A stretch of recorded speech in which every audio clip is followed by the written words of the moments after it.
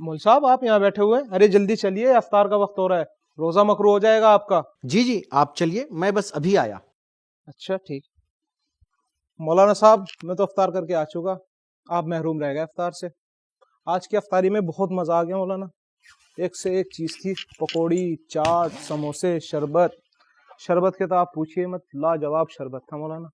बस मुझे आपसे एक सवाल ये पूछना है कि आपके इफ्तार के वक्त में और हमारे इफ्तार के वक्त में फर्क क्यों है? ये जुमला बोलना कुफ्र है। वो खुद कुछ नहीं कर सकते, खालिसतन कुफ्र और शिर्क ये है। बहुत बड़ा गुनाह है और दीन में खुद एक इख्तिरा है। अभी हम फुला के साथ थोड़ा कुछ कर लें, अल्लाह ताला हमें फौरन पकड़ लेता है।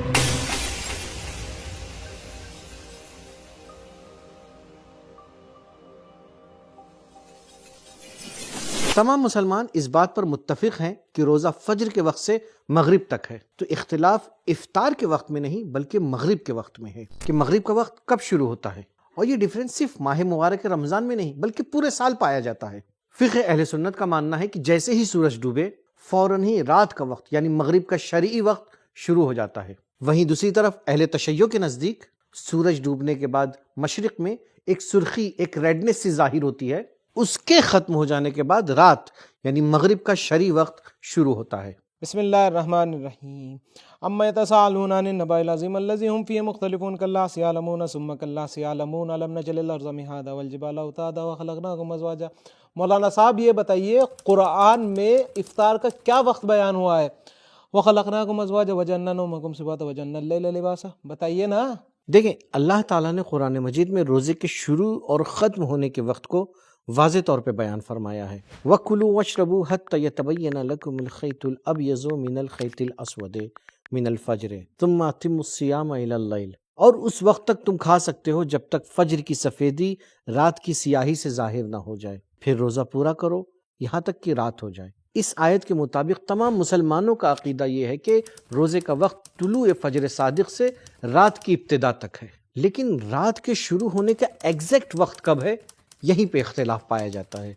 आइए जानते हैं इस आयत के ज़िल में शिया मुफस्सिरीन क्या कहते हैं। शिया मुफस्सिर शेख तुसी रहमतुल्लाह अलैह अपनी तफसीर तिबियान में इस आयत के ज़ैल में लिखते हैं कि लैल यानी रात सूरज के गुरूब हो जाने के बाद के वक्त को कहा जाता है, और रात के आ जाने की अलामत यह है कि आसमान में मशरिक़ की जानिब जो सुर्खी नमूदार होती है वो ख़त्म हो जाए और मशरिक़ की तरफ से सियाही ज़ाहिर हो जाए।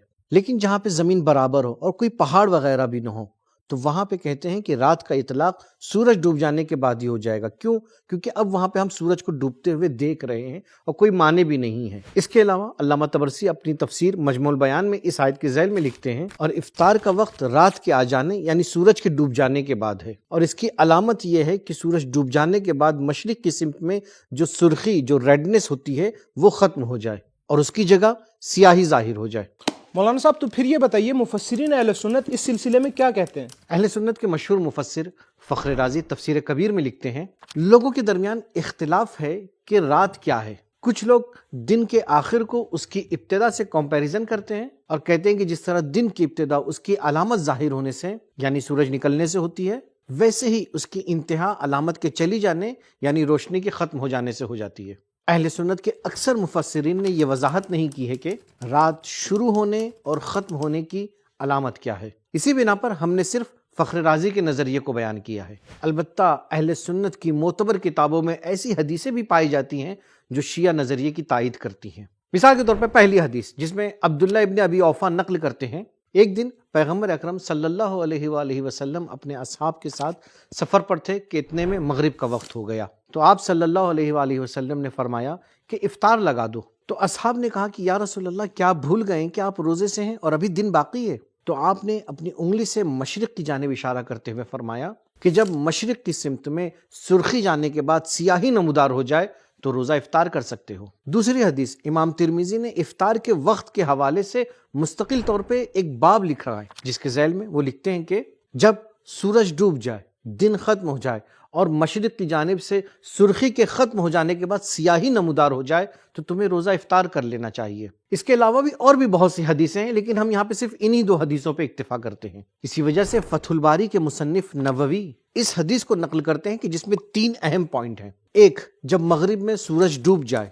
2, جب مشرق سے سیاہی نمودار ہو جائے، اور 3 یہ دونوں کام سورج ڈوبنے کے بعد ہو تو انسان افطار کر سکتا ہے۔ اور اگر آپ خلفاء کے عمل کو بھی دیکھیں تو ہماری بات کی تائید ہوتی ہے۔ مثال کے طور پر امام مالک اپنی کتاب میں لکھتے ہیں دوسرے اور تیسرے خلیفہ افطار سے پہلے مغرب کی نماز اس وقت پڑھتے تھے جب وہ رات کی سیاہی کو دیکھ لیتے تھے، اور پھر نماز کے بعد افطار کیا کرتے تھے، اور یہ ماہ مبارک رمضان میں ہوتا تھا۔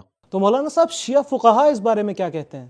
جی یہ ایک اچھا سوال ہے، تو میں اس کا جواب صرف آپ ہی کو نہیں بلکہ اپنے ویورز کو بھی دیتا ہوں۔ شیعہ فقہا کے اگر نظریے کی ہم بات کریں تو اس سلسلے میں آیت اللہ سیستانی حفظہ اللہ فرماتے ہیں کہ سورج ڈوب جانے کے بعد مشرق سے ظاہر ہونے والی سرخی کے ختم ہو جانے تک نماز مغرب اور افطار کے لیے صبر کرنا چاہیے۔ اسی طرح سے امام خمینی رحمۃ اللہ علیہ، آیت اللہ خامنئی، آیت اللہ فاضل لنکرانی رحمۃ اللہ علیہ اور صافی گلپیگانی کے مطابق روزے کی افطار کا وقت مغرب ہے، اور مغرب وہ وقت ہے کہ جب سورج ڈوب جائے اور اس کے بعد مشرق کی جانب سے جو سرخی نمودار ہوتی ہے، جو ریڈنس ظاہر ہوتی ہے، وہ انسان کے سر کے اوپر سے گزر جائے۔ یہ نظریہ علماء امامیہ کے درمیان نقل، فتویٰ اور عمل کے لحاظ سے نہایت مشہور ہے۔ تو اس حساب سے سرخی یعنی ریڈنس کے ختم ہونے تک صبر کرنے کے بعد ہی روزہ کھولنا چاہیے، کیونکہ دونوں وقت میں 10 سے 15 منٹ سے زیادہ فاصلہ نہیں ہے۔ لیکن بہرحال کہیں ایسا نہ ہو کہ انسان کے پورے دن کی محنت برباد ہو جائے، لہٰذا 10 منٹ صبر کر لینا زیادہ بہتر ہے۔ آپ خود ہی یہ کلپ ملاحظہ فرمائیں۔ اللہ کے فضل سے بالکل صحیح بات کریں گے۔